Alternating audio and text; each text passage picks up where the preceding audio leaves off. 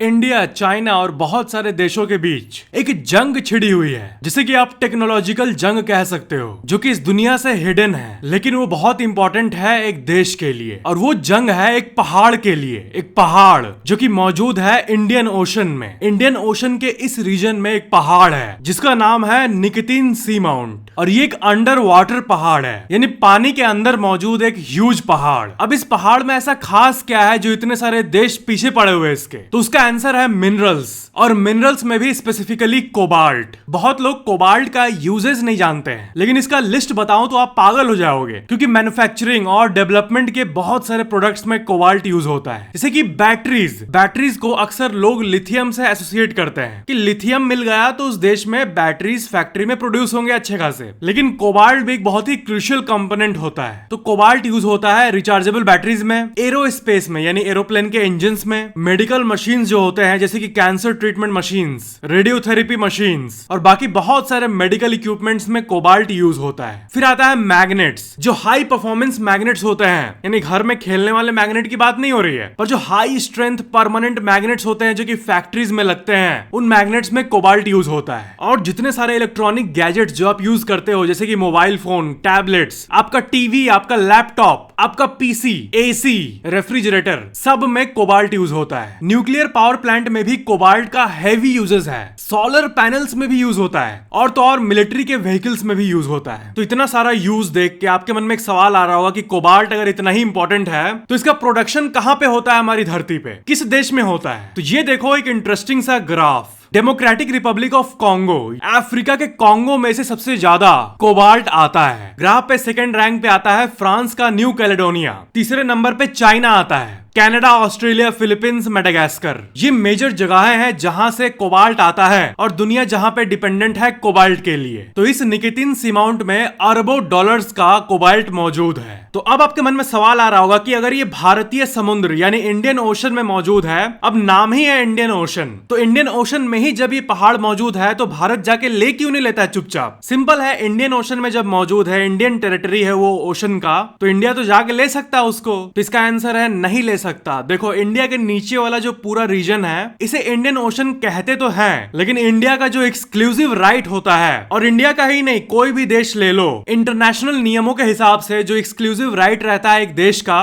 वो देश का जो बॉर्डर होता है वहां से 370 किलोमीटर तक ही रहता है बस। अब लास्ट समुद्री तट से 370 किलोमीटर का जो रेंज होता है, इस रेंज में एक देश कुछ भी करे, जाके एक्सप्लॉइट करे, कंजर्व करे, जो चाहे वो करे, पूरी दुनिया को कोई मतलब नहीं है। लेकिन 371वां किलोमीटर पे वो देश हक नहीं जमा सकता। तो ये निकोतीन सी माउंट अपने कन्याकुमारी से लगभग 1400 किलोमीटर दूर है। तो कहां एक देश का 370 किलोमीटर तक ही राइट रहता है और कहां ये 1400 किलोमीटर दूर है। तो इसलिए इंडिया का लीगल राइट नहीं है इस जगह पे। तो नियम के हिसाब से इंडिया ने अप्रोच किया इंटरनेशनल सीबेड अथॉरिटी को। जी हाँ, सारे देशों ने मिलकर इंटरनेशनल लेवल पे भी समुद्र और समुद्र के अंदर मौजूद जो खजाने हैं उसको कोई देश एक्सप्लॉइट ना कर ले, इसलिए सारे देशों ने ये एक अथॉरिटी बनाई थी। तो इंडिया ने इसी अथॉरिटी में एप्लीकेशन दिया हुआ है। पर ट्विस्ट ये है कि ये जब इतना इंपॉर्टेंट रिसोर्स है तो इसकी नजर बाकी देशों पे भी है, जैसे कि बांग्लादेश, श्रीलंका, मालदीव्स, चाइना। लेकिन अब ये इंटरनेशनल अथॉरिटी पे डिपेंड करता है कि वो किसे अप्रूवल देती है इस रीजन पे माइनिंग करने का। और चाइना क्योंकि बहुत ऊपर है इस रीजन से, बहुत दूर है, तो वो डायरेक्टली तो इसको अप्रोच नहीं कर रहा, पर श्रीलंका के थ्रू, जियोपॉलिटिक्स, श्रीलंका के थ्रू वो चाहता है कि वो इस जगह पे कब्जा कर ले। और देखा जाए तो इस रीजन के पास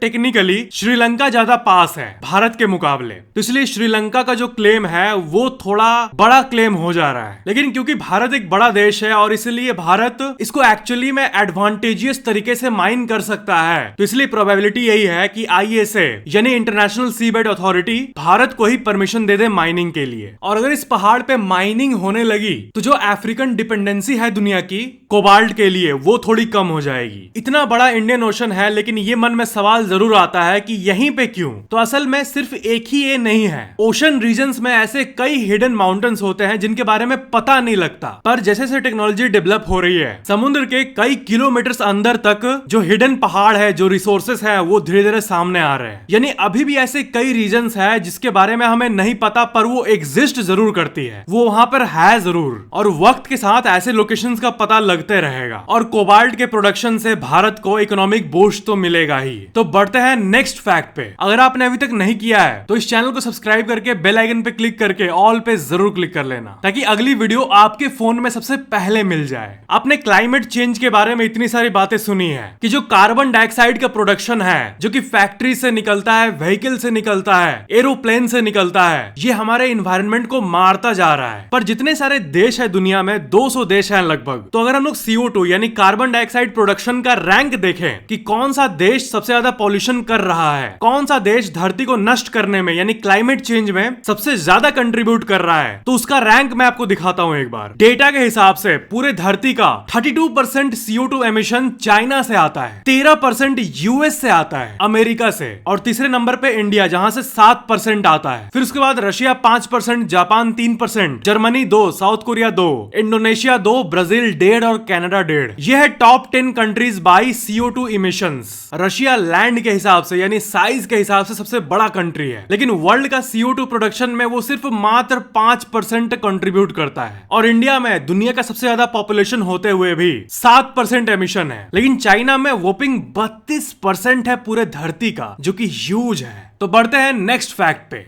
इलेक्ट्रॉनिक वेस्ट जो होते हैं, यानी पुराने मोबाइल फोन, पुराने हार्ड डिस्क, पुराने पेन ड्राइव, पुराने चार्जर। अब आपके पास अगर अभी कोई कंप्यूटर का माउस है या फिर अपना फोन का चार्जर ही ले लो, जो चार्जर आपके पास अभी है 10 साल बाद वो नहीं रहेगा, वो शायद कहीं डंप प्लेस पे फेंका हुआ रहेगा इलेक्ट्रॉनिक वेस्ट के रूप में। तो इलेक्ट्रॉनिक वेस्ट के बारे में एक बहुत ही भयंकर स्टैट्स है कि 100% इलेक्ट्रॉनिक वेस्ट में से मात्र 17% ही रिसाइकल हो पाता है। जी हाँ, बाकी वैसा ही का वैसा ही पड़ा हुआ है। और ये इलेक्ट्रॉनिक वेस्ट हर साल बढ़ नहीं रहा है, बल्कि कंपाउंड हो रहा है। और अगर आप दुनिया के 10 सबसे ज्यादा इलेक्ट्रॉनिक वेस्ट प्रोड्यूस करने वाले कंट्रीज को देखोगे तो नंबर 1 पे अगेन चाइना आएगा, China with 10,000 kilo ton electronic waste. फिर आएगा USA 7,000 kilo ton electronic waste. फिर इंडिया 3,500, और बाकी का आप देख सकते हो। पर रिसाइकलिंग रेट में इंडिया बहुत पीछे है। इंडिया में 100% इलेक्ट्रॉनिक वेस्ट में मात्र 1% ही रिसाइकल हो पा रहा है। और इस मामले में नीचे वाले कंट्रीज जैसे कि जर्मनी, यूके, फ्रांस, ये बहुत ही ज्यादा इफिशिएंट है, क्योंकि ये लगभग आधा अपना इलेक्ट्रॉनिक वेस्ट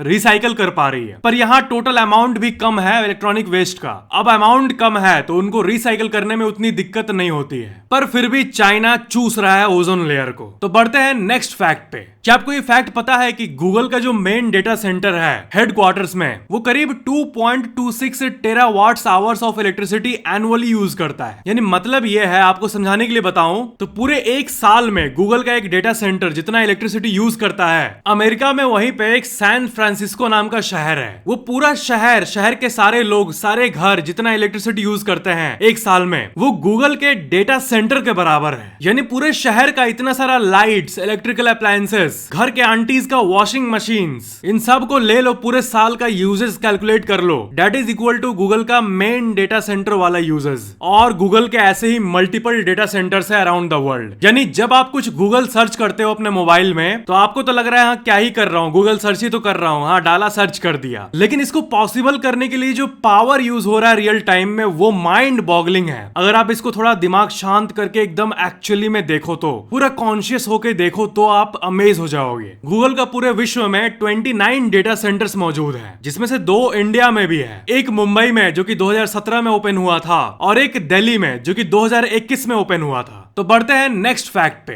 आप में से कई लोग कमेंट में ये पूछे थे कि जो आईपीएल क्रिकेट मैचेस या फिर ऐसे जो सीजन्स होते हैं, उसमें जो एड रेट्स होता है वो कितना होता है, ये आप लोग को जानने में बहुत क्यूरियोसिटी थी। तो देखो, आईपीएल से रिलेटेड आपको डेटा दिखा रहा हूं। रिपोर्टेडली जो टीवी के एड स्पॉट्स है, जैसे कि स्टार स्पोर्ट्स, वो 10 सेकंड के लिए 12 लाख रुपए कॉस्ट रखे हैं, और जियो सिनेमा यानी मोबाइल वर्जन में 16 लाख रुपए पर 10 सेकंड के लिए आपको देना पड़ेगा। अगर आप इस एड रेट को डिवाइड करोगे पर सेकंड से, तो वो करीब 1 से 2 लाख आएगा, 1 से 2 लाख रुपए पर सेकंड। लेकिन इस दुनिया का सबसे हाईएस्ट चार्जिंग स्पोर्ट्स जो है वो है सुपर बाउल। सुपर बाउल में अगर आप 10 सेकंड का एड दिखाते हो तो करीब 2 करोड़ रुपए लगते हैं, यानी करीब 20 लाख रुपए पर सेकंड। यानी ऐसे ऐसे एड रेट्स है जिसके बारे में हम सोच भी नहीं सकते। That's huge. तो बढ़ते हैं नेक्स्ट फैक्ट पे। इंडिया में हम लोग इतने सारे एयरपोर्ट्स के डेवलपमेंट की बात करते हैं, पर क्या आपको पता है कि सर्वेज के हिसाब से सिर्फ 3 से 4% लोग ही प्लेन पे चढ़े हैं। यानी पूरे भारत के 96% लोग कभी भी प्लेन पे नहीं चढ़े हैं। और जब ट्रेन की बात आती है तो यही नंबर उल्टा है। 96% of the Indian population train को बोर्ड किया है, यानी कभी ना कभी ट्रेन पे चढ़ा है। और 4% लोग ऐसे हैं जो कि कभी नहीं चढ़े हैं। वो 4% लोग वो लोकल लोग हैं जो कि अपने गांव में ही रहते हैं और जिनको बाहर के शहरों से उतना मतलब नहीं है। ऐसे भी कई लोग होते हैं। नहीं तो मुझे ये 4% भी बड़ा अजीब लग रहा है, क्योंकि मेरे ख्याल से ये नंबर 99 या 100% होना चाहिए अगर ट्रेन में चढ़ने की बात करें तो। लेकिन समरी यही है कि प्लेन में 96% लोग नहीं चढ़े हैं, 4% लोग चढ़े हैं। और ट्रेन में उल्टा 96% लोग चढ़े हैं और 4% लोग नहीं चढ़े हैं। तो बढ़ते हैं नेक्स्ट फैक्ट पे। आपने बचपन से लेके आज तक इतने सारे रेलवे स्टेशन को देखा होगा। कोई रेलवे स्टेशन बड़ा होता है बहुत, कोई छोटा होता है। पर आप मुझे ये बताओ कि आपके स्टेट में ही नहीं, पूरे भारत में ही नहीं, पूरे विश्व का, पूरे धरती का सबसे लंबा रेलवे स्टेशन कौन सा है? पूरे धरती का पूछ रहा हूं मैं। तो इसका आंसर है भारत। यानी इंडिया में है दुनिया का सबसे लंबा रेलवे स्टेशन, और ये मौजूद है कर्नाटक में, कर्नाटक के हुबली में। कर्नाटक का हुबली जंक्शन रेलवे स्टेशन, ये करीब 1.5 किलोमीटर लंबा रेलवे स्टेशन है और ये पूरे धरती का सबसे लंबा रेलवे स्टेशन है, 1.5 किलोमीटर। और सेकंड में आता है गोरखपुर रेलवे जंक्शन, जिसकी लंबाई है 1.3 किलोमीटर। तो बढ़ते हैं नेक्स्ट फैक्ट पे। आपने मूवीज में वीएफएक्स को देखा होगा कि वीएफएक्स के मदद से हम कुछ भी पुट कर सकते हैं मूवी में। लेकिन रियल लाइफ के मूवीज में भी ऐसी कई चीजें यूज होती है जिसके बारे में आपको पता होनी चाहिए। जैसे कि मान लो कोई मूवी में टनल का सीन है कि एक इंसान टनल के अंदर टॉर्च लेके घुस रहा है। अब ऐसे में ज्यादातर लोग एज्यूम करते हैं कि ये किसी रियल टनल में शूट किया गया होगा, लेकिन 90% ऑफ द शॉट्स ऐसे सेट पे किया जाता है। इसे कहते हैं पाइपलाइन टनल सेट। और ऐसे सेट्स आप जब अमेरिका जाओगे कभी और हॉलीवुड को एक्सप्लोर करोगे तो स्टूडियोज में आपको ऐसे सेट्स दिखेंगे बिल्कुल कॉमन। इसी से रिलेटेड और एक फैक्ट कि एक मूवी आया था शटर आइलैंड करके, बहुत हाई रेटेड मूवी है। उसमें एक असाइलम का सीन था जो कि एक बहुत बड़ा असाइलम है और बगल में वाटर बॉडी है, लेकिन वो असाइलम बिल्कुल भी रियल नहीं था। वो एक मिनिएचर मॉडल था जिसके ऊपर से ऐसा शॉट लिया गया था कि वो रियल असाइलम की तरह दिख रहा था। तो जी हाँ, कॉस्ट कट करने के लिए ऐसे टेक्निक्स मूवी में यूज करना बिल्कुल कॉमन है। तो ये थे आज के फैक्ट्स। वीडियो को लाइक जरूर करना और नीचे कमेंट करना, और अगर आपने अभी तक नहीं किया है तो सब्सक्राइब करके बेल आइकन पे क्लिक करके ऑल पे जरूर क्लिक कर लेना।